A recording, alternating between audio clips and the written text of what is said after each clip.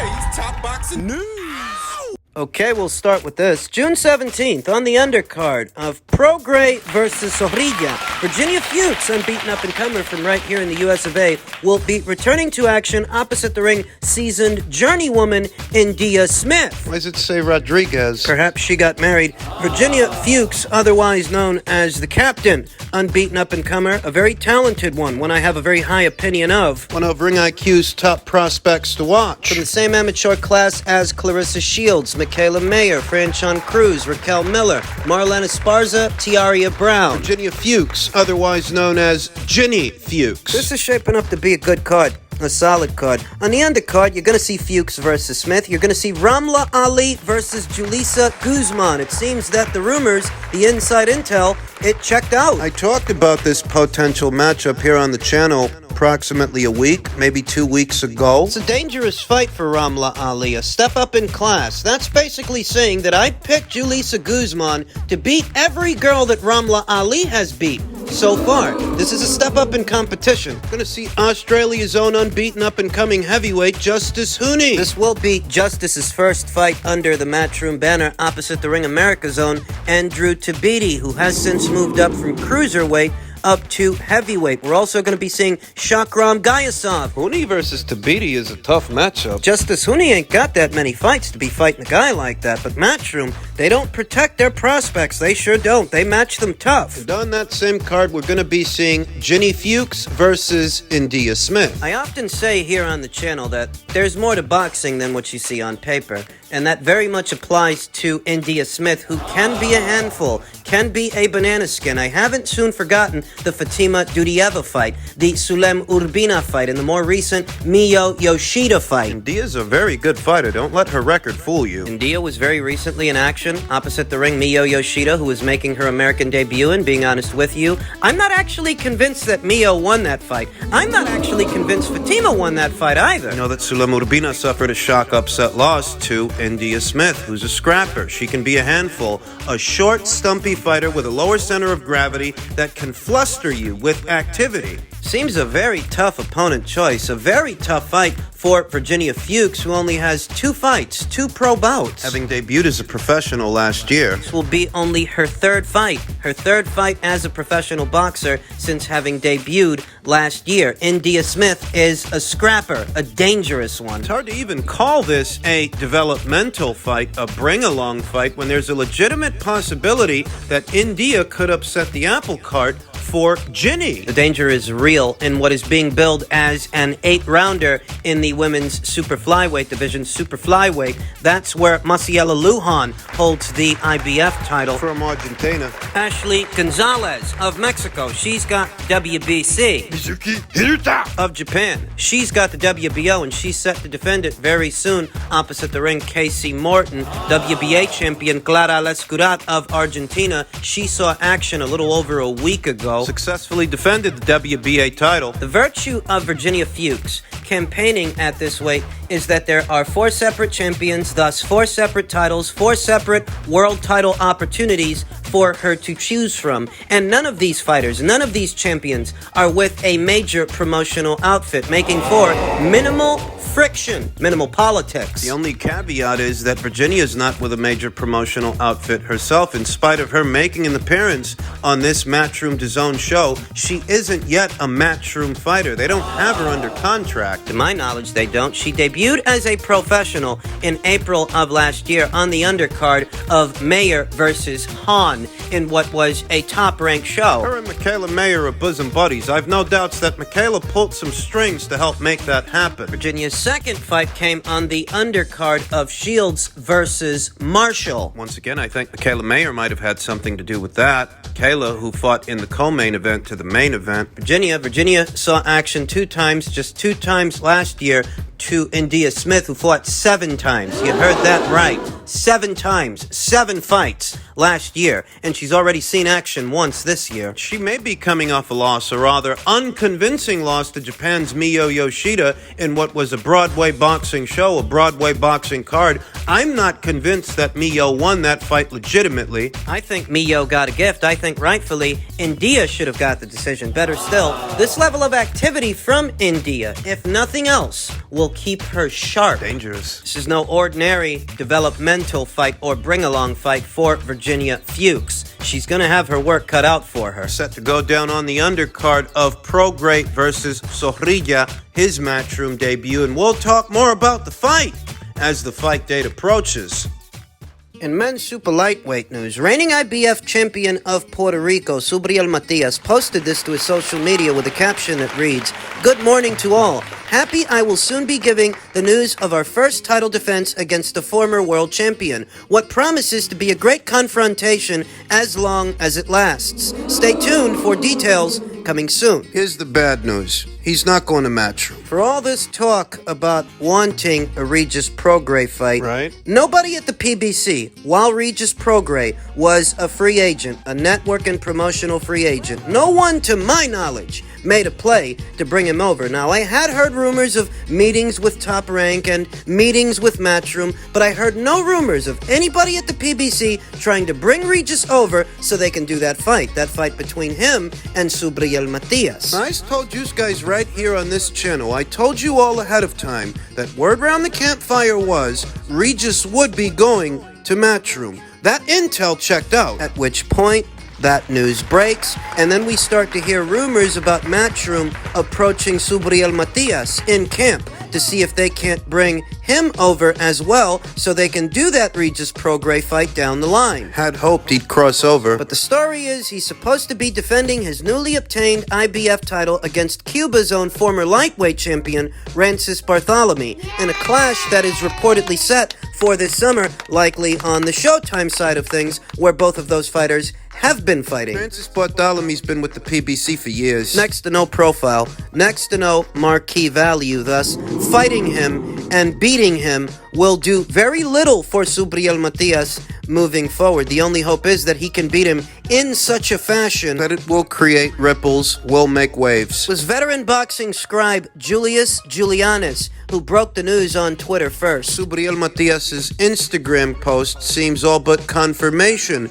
that he will be fighting Rancis Barthelemy because the post indicates he's fighting a former champion, and that's what Rancis Barthelemy is. He used to hold a title down there at lightweight. This fight is taking place at super lightweight, where Subriel is the reigning IBF champion, and as stated, I can't say that this does anything for his profile. I think the simple act of crossing over from PBC over to Matchroom would have got him more press than this fight will. That would have created more excitement than this fight will. Matias was subject to interest from Matchroom with a potential fight with WBC champion Regis Prograis on the table. However, this has not materialized. He will instead return to Showtime, the network on which he won his title earlier this year with Jeremias Ponce in a Fight of the Year candidate. Matias is an all-action power puncher and has become must-see TV over the last few years, with all of his 19 wins coming by way of knockout. Barthelemy recently got back to his winning ways against Omar Juarez after a 6th-round stoppage loss to Gary Antoine Russell in July of last year. He will look to win a world title at a third weight after winning the 130-pound crown in 2014 and the 135-pound crown in 2015. He has made one unsuccessful attempt at world honors at 140, losing to Kirill Rillik via unanimous decision in 2018 for what was the WBA title. At 37 years of age, this may well be his last chance to once again hold championship gold. Subriel has got to steamroll this guy. He's got to run him over. The value of Subriel Matias is that he is a champion. He is in possession of the IBF title. That keeps him in the conversation. He lets this Cuban guy upset him. It's over. Subriel Matias really is must-see TV. He's a very exciting fighter to watch, but he ain't got no marquee value. I really can't say that this fight will add to that. Rancis Barthelemy ain't got no marquee value either. He never did. My honest opinion,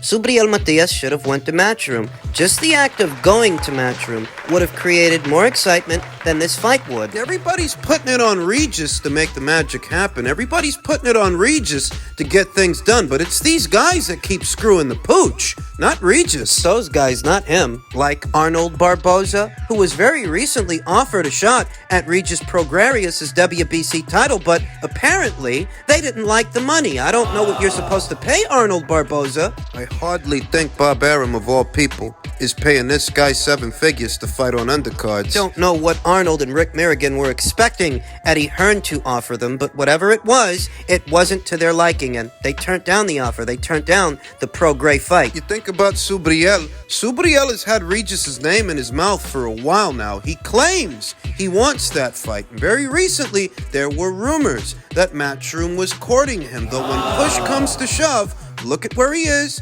and look at who he's fighting. You know where Regis went to. You know who he signed with. You choose to stay where you are. You choose to stay on the Showtime and PBC side of things, fighting Barthelemy that ain't gonna move the needle. Don't fuck this up. There's still hope. You can look at the Barthelemy fight as a keep busy fight for Subriel Matias, a tick-over fight. Take care of this guy, and let Regis take care of Danielito Zorrilla. Don't get it in your head that you're gonna have a unification match with Rolly Romero. You're not. If he has it his way, he either fights Ryan Garcia or Gervonta Davis for a second time. I don't think for a second Rolly wants anything to do with Subriel Matias. Had enough trouble with a 40-year-old man in Ishmael Barroso. I highly doubt Subriel Matias can get a unification match with Rolly Romero. So if he takes care of Barthelemy in his next fight, there's still time. There's still an opportunity there to do the fight with Regis. Beyond this one, if he takes care of business and Subriel takes care of business... I mean, consider that Stephen Fulton very soon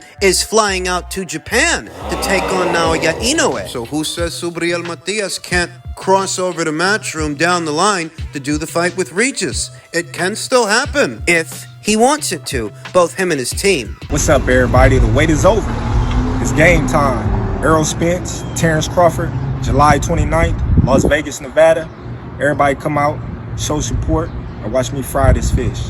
Hey, what's up? This your boy Errol Spence Jr. I know everybody been waiting on the most anticipated fight of the year versus Terrence Crawford. It's finally happening, July 29th, T-Mobile Arena. Gonna put on a great show, a great performance. It's gonna be a one-sided ass whooping. Make sure you like and subscribe.